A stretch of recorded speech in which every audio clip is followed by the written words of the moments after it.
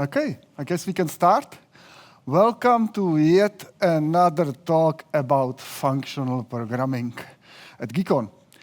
I'm surprised there has been so many talks about functional programming, but I love them.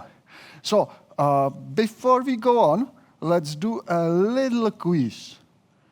Who of you would like to be a functional programmer? Anyone? Yeah, good, good. Okay. So I will ask you the same question after my talk is over. We'll see whether something changes. So since I discovered functional programming in the middle of the 90s in the last century, I felt in love with it. I was amazed. It's so great, it's so beautiful. But then I needed to finish my university, I needed to finish my studies, do a software project, and I decided to write Delphi for X Windows, which later turned into the first ever Java IDE written in Java, NetBeans. And we managed to sell it to Sun Microsystems because at the time Java was new, popular, and it was way better to do for a living than trying to do FP. After 15 years in Sun and Oracle, I was kind of sick of IDEs. So I switched to Oracle Labs and worked on Java Virtual Machine, on GraalVM. Because originally, at the university, I wanted to do compilers. And with compilers, you feel somehow closer to the runtime.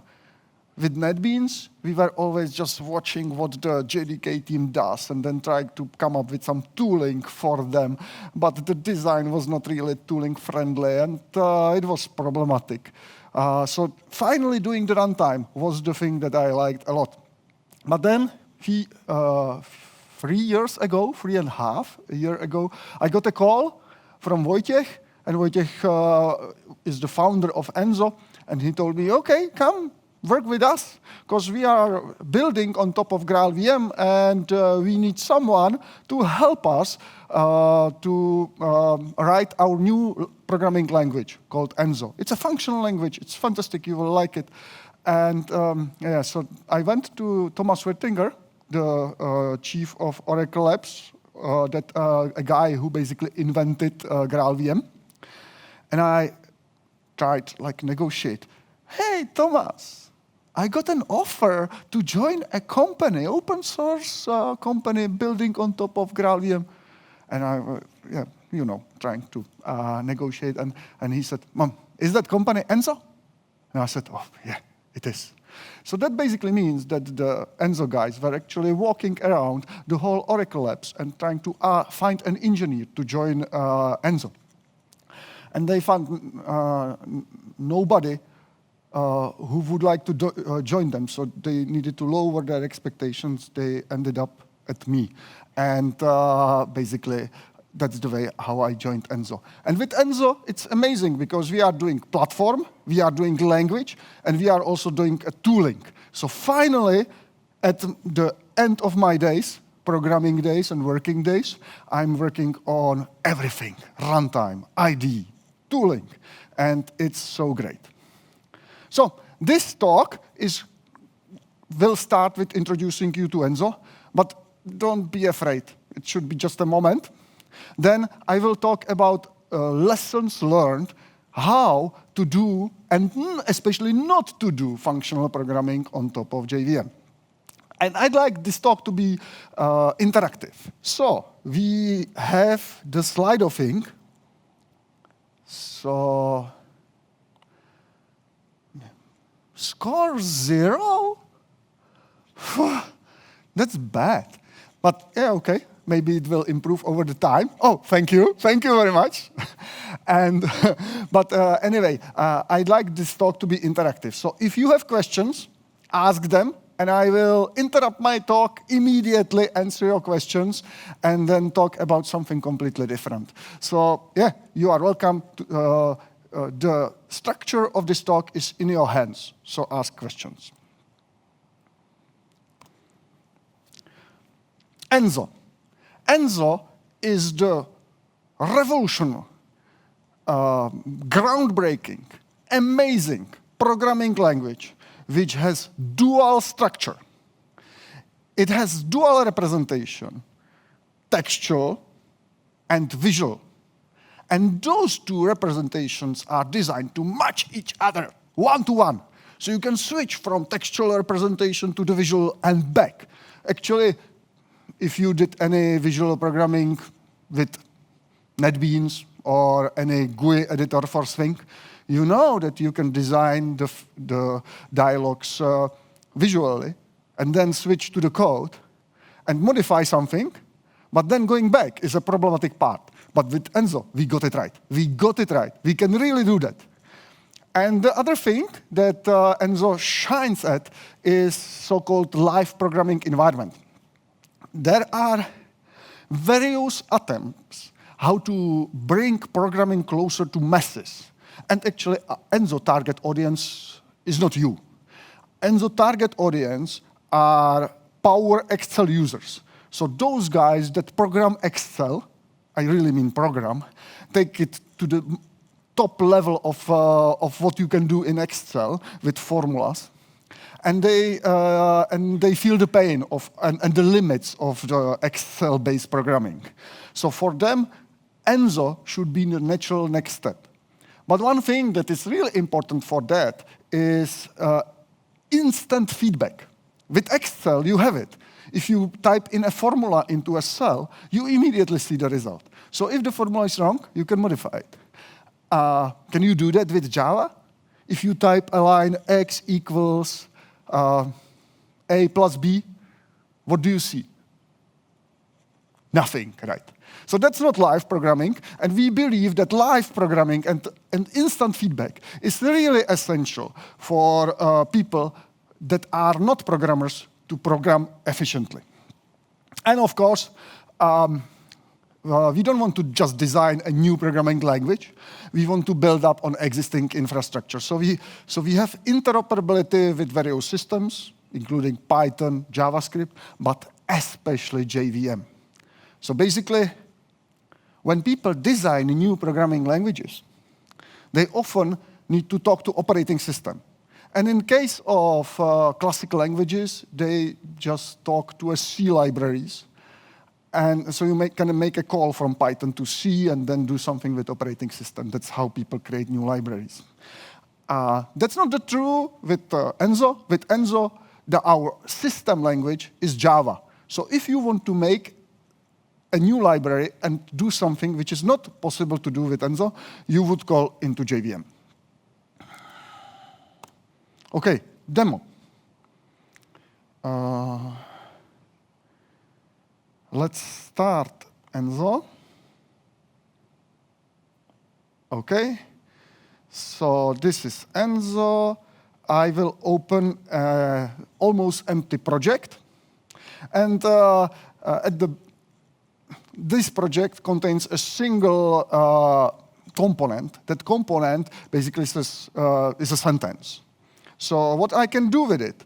Well, if a user wants to work with visually work with these components, there is a button plus. I want to continue from here, and it offers functions that can be applied to a sentence of text. One of them is split. So let's do split. Well, split is a function for us programmers, right? So what can we do here? Well, we need to specify arguments, for example, delimiter. So let's do it, space. What's the result? Well, if you ever want to know what is the result of any component in the system, you just press this button and you see, OK, well, the result is an array of 6 elements. So how can I continue? Well, I can select any of these components. So I double-click. And yeah, I have another statement when I see this single word, which is actually a word. And how can I continue? Well, maybe upper. Oh, 2-case upper. Let's do that. So I will, okay, so nothing has happened yet, but if I select an argument, then yeah, the word goes to upper. What can I do next? Repeat? Repeat, why not? How much times do you want me to repeat this? 3 times? Okay, here we are. And do we want immediate feedback? Okay, here is it. What if I reverse the text? I can reverse the text and get yeah, of course, what we would expect. However, that's not all. So basically, with this, we managed to design a pipeline that processes the original sentence. But we also have abilities that help people to turn this into real programs. So if I select these components, here we see that 3 components are selected, and I can group them into a function, let's say in the programming terms. So this creates a new programming function, and it's called collapse. So I can basically invoke that function. And of course, we are in functional programming, so a function is a value. How can I use that function? Well, this was array, right? And if I, for any container-like structure in functional languages, it is common to have a map operation, so I can use map, and I need a function. Okay, so let's put it there, right? So I will use a function. And now I should see basically the transformation that I originally applied to a single element applied to every element in the array. What else? Of course, it's the live programming. So if I say, if I change this text to be hello GeeCON, it really changes everywhere in the project immediately. So this is giving people the immediate feedback. So what else? Well, this is an example of how people can do programming the way we probably do programs. But our target audience is usually modifying spreadsheets and tables. So the classical workflow would be something like this. Okay, bring in a sheet. The sheet is a table. So I can look at it. I see it has some columns. And actually, these are the starts of cosmic rackets. So the first column is actually wrong. I need to use the first column as a header. Use as header. It's a common function, so we have a function for that. But then the other thing is I can do aggregate based, and again, the system is trying to help me. So I will group by organization, and what kind of column I want, count is good enough. So I will have count, and with that, I think we can end this presentation if I manage to sort it. No, sort it. So we can see the frequency and the most successful organizations that were trying to send a rocket to the space. So that's a brief introduction of ENSO. But one thing I should not forget. So this is the visual part, but I should show you also the textual part. And it is here. We can say, okay, we want to see this in text editor. So here it is. And this is basically the program that has been generated by me using the mouse. And it's kind of normal set of assignments as you would expect, and function calls if you program manually. And again, of course, if I change something, then it's live programming environment, right? So the change will be immediately reflected once I find, yeah, so somewhere here. Okay. No questions so far. Okay, I can go on and continue with the slides. So that was a short introduction into the context of what we are doing and why we are doing it. And now, let's go into the internals. Let's talk about how do we use JVM.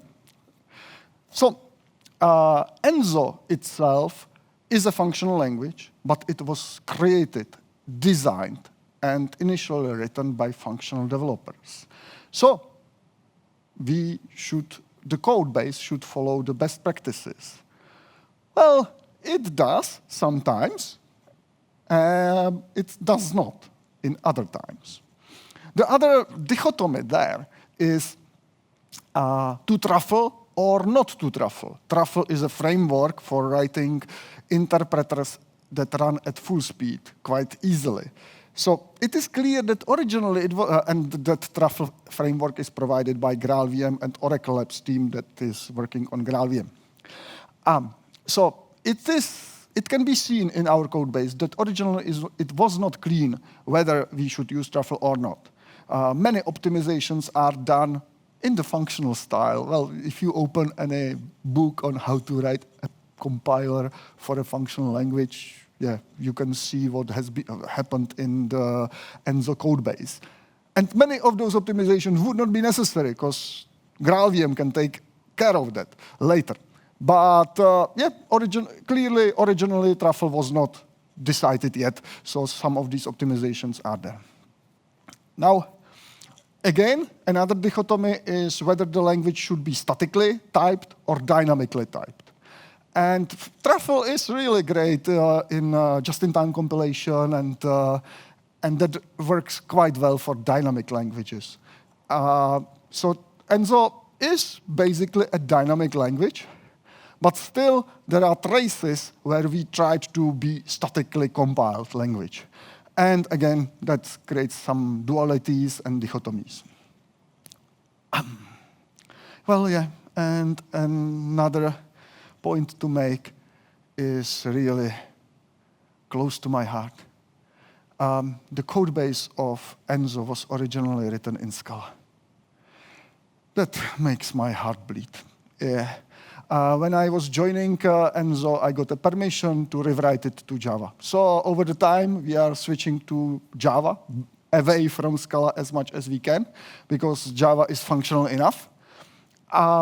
But it takes time. There is a lot of Scala code, so we need to deal with it. OK, so Truffle intermezzo. Do you know what is Truffle? None, OK. Have you ever tried to write interpreter of your own language?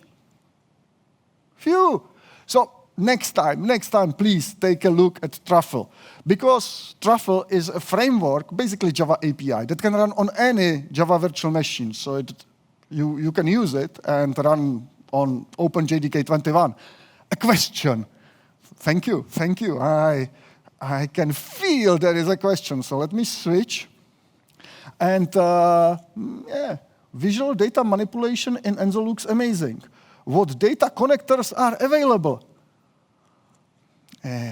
That's a great question. Data connectors. So I demonstrated that you can use comma-separated files. You can use Excel files. But you can also connect to databases. For database, we have special support for Postgres, SQLite, Microsoft, Snowflake, generic support for any JDBC driver that you have, so that would work as well. And in addition to that, we can easily do any REST-based queries. So if you want to just fetch data from internet and start to processing them, that should work as well. Why do you say that Java is functional enough? What do you mean by that?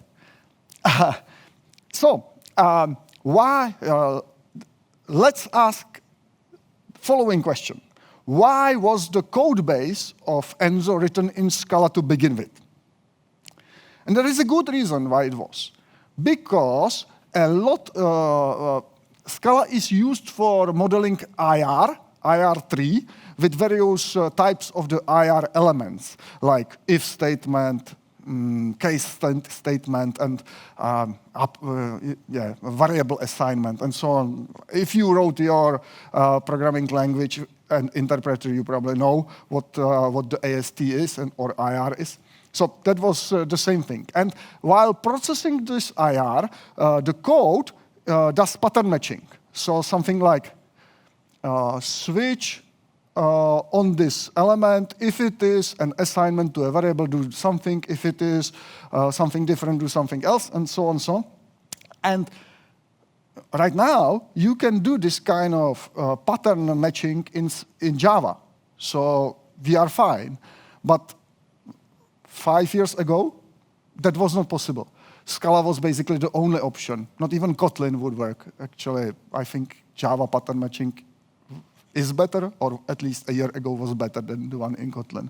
So Scala, when I say Scala is good enough, then I mean particularly for this purpose of pattern matching, Java has improved a lot, and we no longer need to do this pattern matching in Scala because Java is good enough.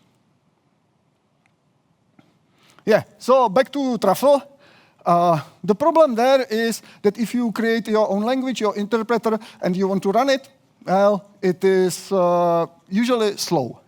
And when you try to speed it up, you can, for example, by designing a bytecode, not Java bytecode, but your own bytecode. Then it's faster, still probably not good enough. And at the end, you can do something like Google did with JavaScript. JavaScript these days is fast enough at peak speed.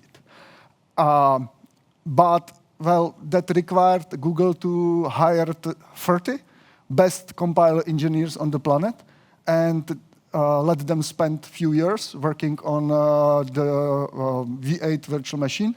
So not every language really has time to do that. Neither we in Enzo. So that's the reason why we decided to use Truffle framework. Because with Truffle, you write the interpreter once, you run it, and it is immediately fast. And then you can optimize it to make it even faster, which we still can. But most of the work has already been done for you by Truffle, GraalVM, Graal compiler, and basically the Oracle Labs team. So thank you, Oracle Labs. So now, what is functional programming? Well, let me start with a quote. The biggest problem of functional programming are functional developers. And yesterday there was a really nice talk which differentiated between pure functional programming and casual functional programming. And I really resonate with that, because pure functional programmers are zealots that just force restrictions on you for no good reason. But functional programming itself is close to my heart, but I'm not willing to do it every time and all the time, only when it matters. Basically, beware of people telling you that you are not doing functional programming enough. The other thing there is, functional programming requires functions as a value. But yeah, that's what Java has. You can have a closure, you can have a Lambda function that captures the variables around. So this is generally satisfied if you want to do functional programming on JVM. The other thing that, and actually I'd like to stress it, it's really important for me, is no side effects. Because if you have a system that points out to a distant object and modifies it, and suddenly somewhere else in the system something starts to behave differently, then it's really hard to reason about a system like that. So if you basically have everything immutable, if objects that you create can no longer change, then it's way easier to reason about such system, and it improves the architecture of your system. But here, I would say, you don't need immutability in cases when the JIT compiler is good enough. And that's particularly inside of method bodies. If you have a method body, You don't need to restrict yourself to use only or assign every variable only once. That's just stupid. Just normally mutate local variables, and even if you allocate an object and don't let it escape, don't let it assign to some global memory, then this is all fine. You can, the compiler will, the JIT compiler behind, on every JDK is great enough to just optimize this properly. And the reasoning about a piece of snippet, which you can see on a screen, even if it mutates variables, is not a problem. What is a problem if you have moving parts of your application somewhere distant in the system? So, the first application of this rule is the usual stream debate that is happening on GeeCON, because yesterday I saw 3 talks about streams, and today I skipped one because I had enough of streams. So here is another slide about that.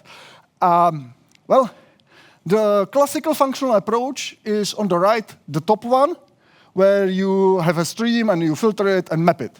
Well, fine, but I have problems. I have mental problems with that. I actually like the snippet on the bottom, on the right bottom corner, way more, because, well, I can debug it. None of the talks worshipping streams just ask, how hard is it to debug it? Have you tried to debug all those lambdas? Well, maybe your IDE is good enough, and I know that there is an IDE that has special support for debugging streams. But if you take it as a normal code, then you need to put a breakpoint there and continue and wait for a breakpoint to be hit just to return true, for example. And then you need a breakpoint in the other lambda, and so on, so on. Try to debug the simple for statement at the bottom. Well, that works very more nicely. You just step over until you are there, loop through the for loop, and when you reach the point you want to inspect, you inspect it. In the IDEs, this has way better support. The other thing is readability. So I usually say that the functional style is fun to write, but not fun to read at all. At least whenever I find a piece of code inherited in the Enzo code base from my former colleagues, wow, trying to understand what it is supposed to do is hard, especially when you have no debugging capabilities whatsoever, right? So it's problematic. Another thing that probably is not that obvious is how complicated the functional code is for the JIT compiler. It's not just this code, but the call into filter or map is actually calling into a standard library. And the standard library has 5 additional calls on stack somewhere.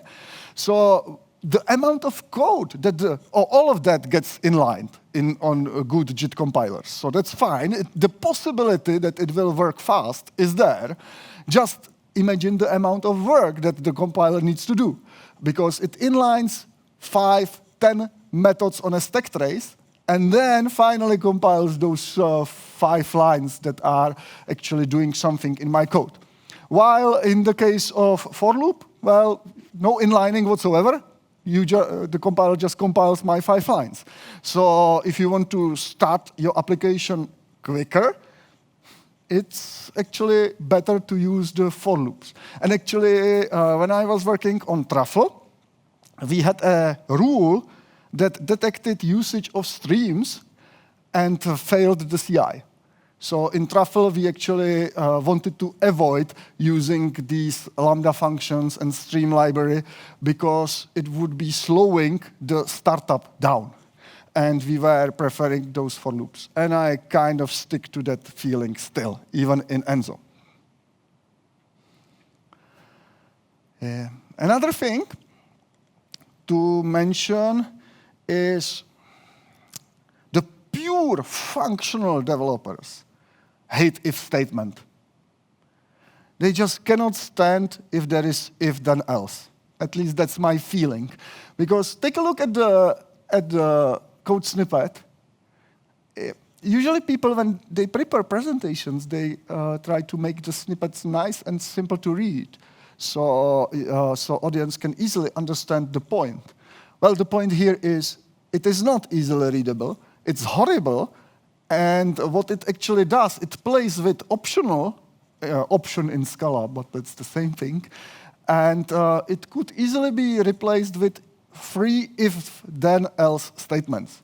But instead of that, we have following monstrosity in our code base, where instead of using if-then-else control flow primitives, the functional developers decided that, yeah, let's do optional.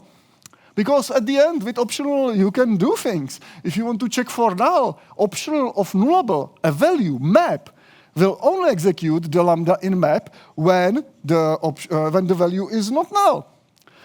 If you want a conditional, you can do optional of, filter, that will decide whether yes or not, and then the map. Again, you replaced if statement, and so on, so on, so on. But what's the point? I don't think it makes the code base code more readable. I don't buy it at all.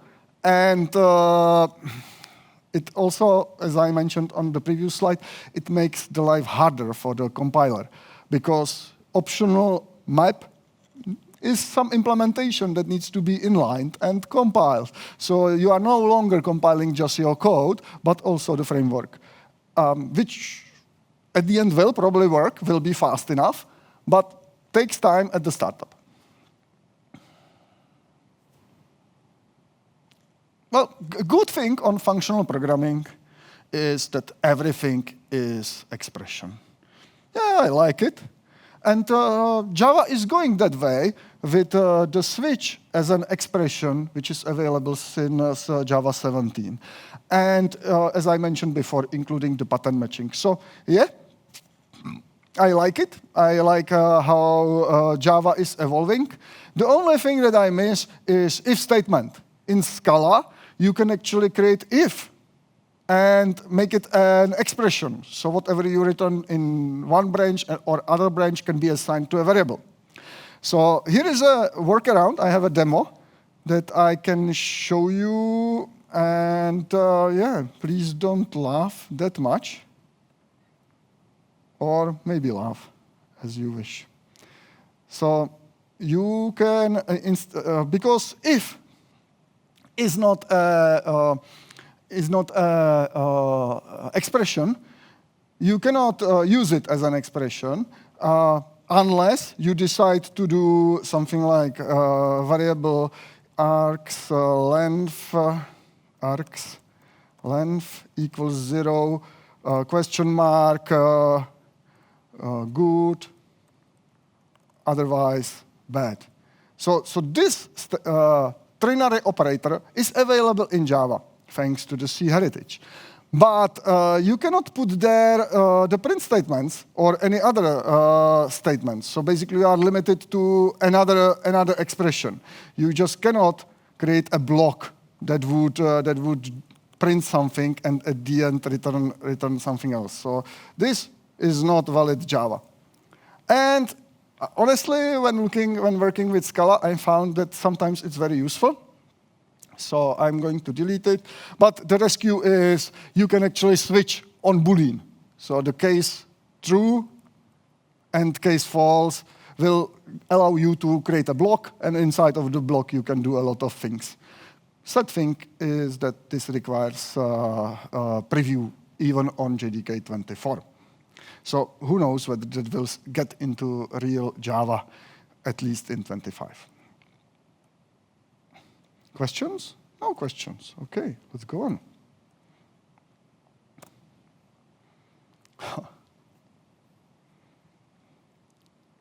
Go to.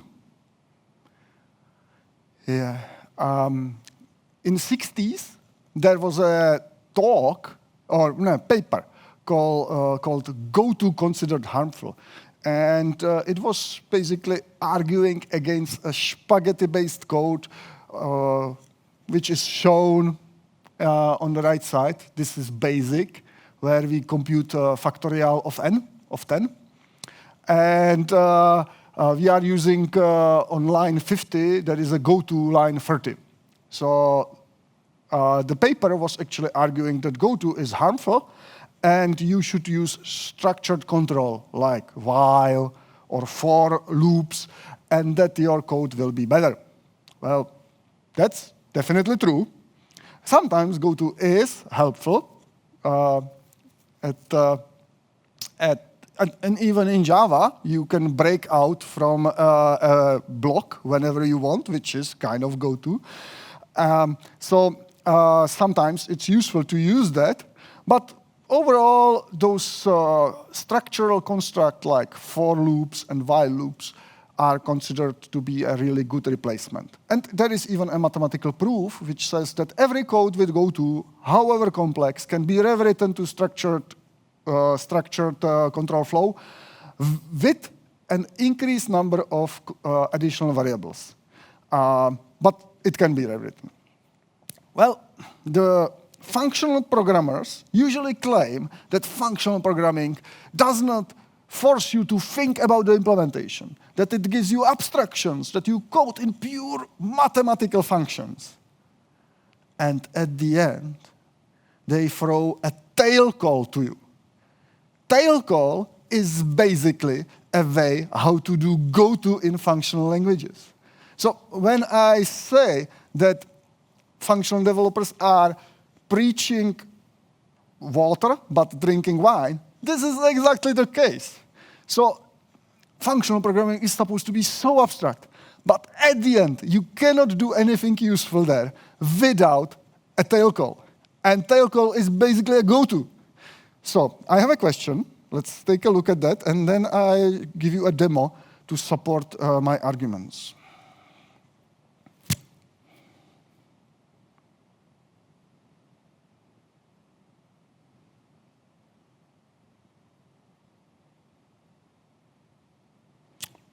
Yeah.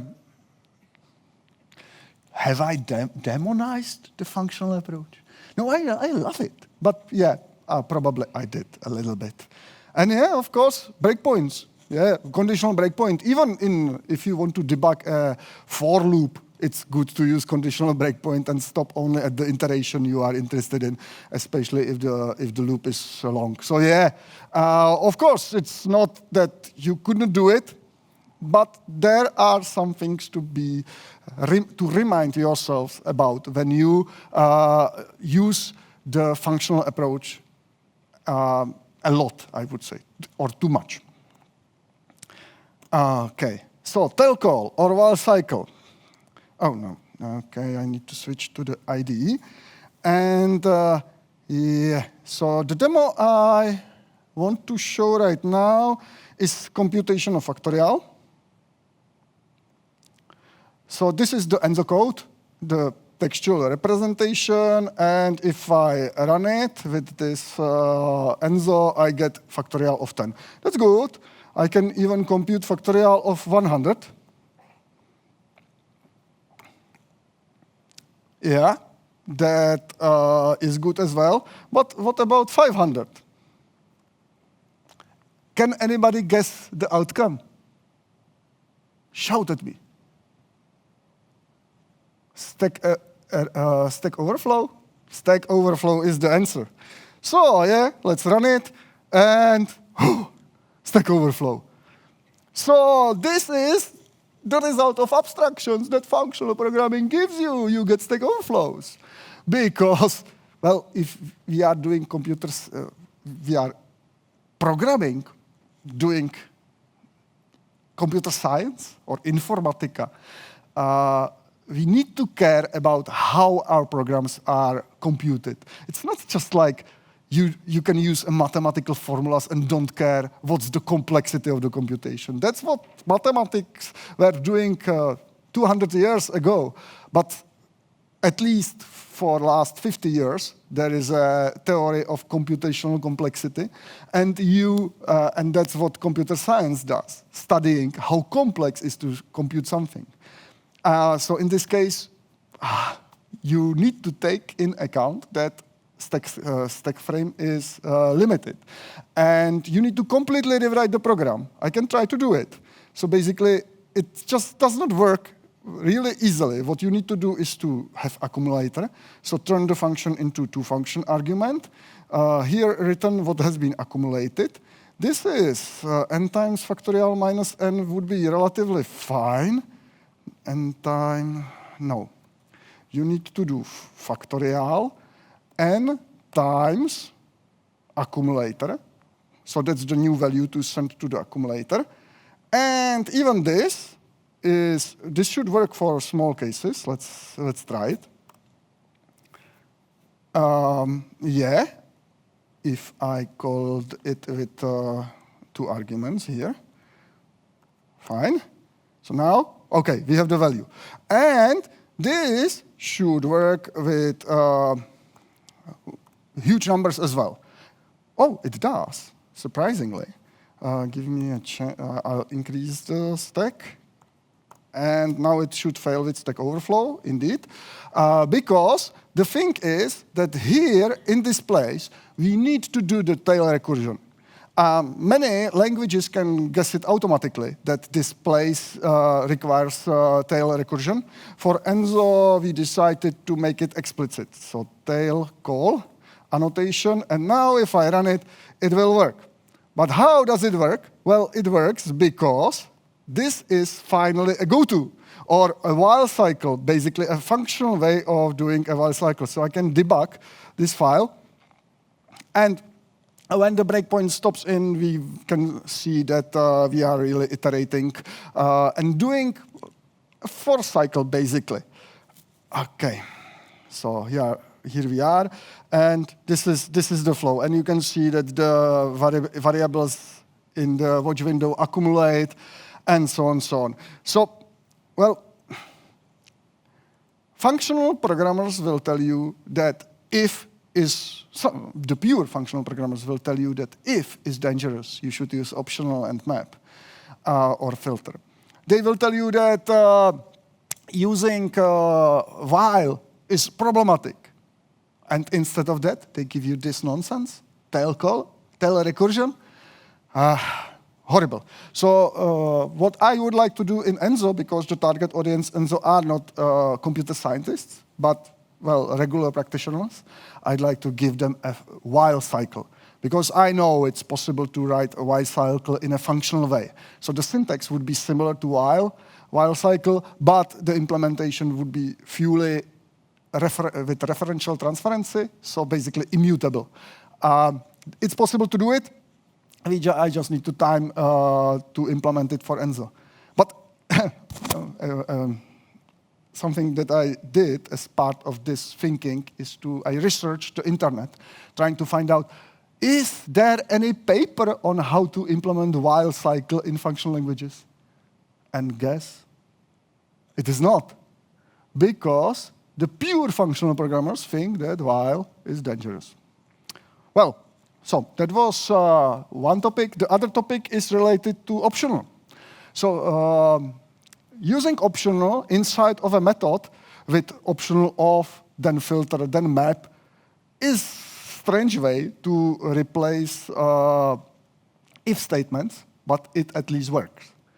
However, the worst thing you can do is to design your own data structures and as a field put there optional of something, because that just wastes memory.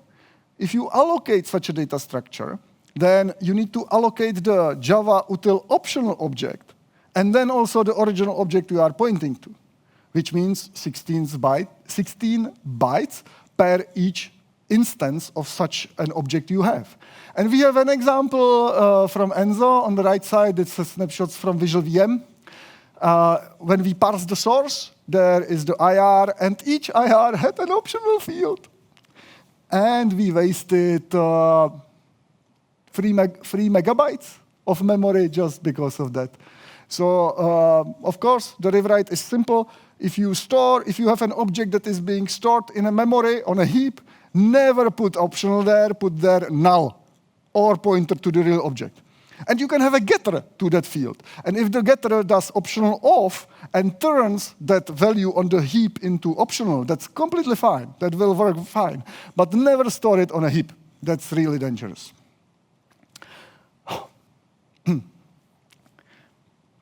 This equality may be important for you if you use records in Java. Because records give you implementation of equals method based on the values of each element in the record. And in Scala, they have case classes that do the same thing. The problem is that if one of the fields in your record is mutable, it stops working. And yeah, it took us a few weeks to find out where the error was. So basically, that line on the right side, we needed to use identity equality, because you cannot compare mutable objects for structure equality, like for content of what they have, because the content may change any second, any millisecond. So beware of that. Functional developers love structural equality, but it only works if the whole structure that you have is immutable. If not, it's broken. Typing. Yeah. I'm short on time. So the only thing I want to say here is that with JIT compilers, it actually doesn't matter whether your language is statically typed or dynamically typed. If you decide to speed up JavaScript, which is completely dynamic, you can do it, and it will be as fast as C, Java, or any other language, almost as that. I mean, in a range of 20%, let's say. So the JIT compilers can do magic here. So types are not really important, but we love them because they give us, for example, early feedback for usage in the API. Check exceptions. Yeah. One additional rant is that in Scala, they decided that they don't want checked exceptions. But then they realized, well, actually, sometimes we want to report an error. How do we do it? Oh, let's invent a class called either. Either it has a value or either it is an error. So that's their way of working working with check exceptions. So I know that check exceptions are not fully popular. They have a lot of quirks in Java, so some people are against them. But in case you want error state and you want the error state to be handled, then check exceptions are great and way better than the Scala thing. The Scala thing is just terrible because it composes really badly. Oh, compilers. Skip that. Skip that. Akka. Yeah. Let's skip that too. So, in the last minute and 30 seconds, I'd like to conclude that Enzo is functional language. And I'm grateful for that. And I believe it has to be functional because when you work in the IDE with the visual representation, you want to avoid side effects. And side effects are bad. So if you want to be a cautious functional developer and you want to do some things, then try to avoid side effects. And even that will get you further and make your code way more reliable. Well, with that, yeah, okay, so just the reminders. Immutability in the heap. Once you have a data structure that is available to multiple threads, multiple parts of your system, if it's immutable, that's good. Local mutability, well, yeah, mutate. If it's local variable and you mutate its state, the JIT compilers will make the code efficient. Beware of the abstractions like optional, putting them into memory, that can hurt.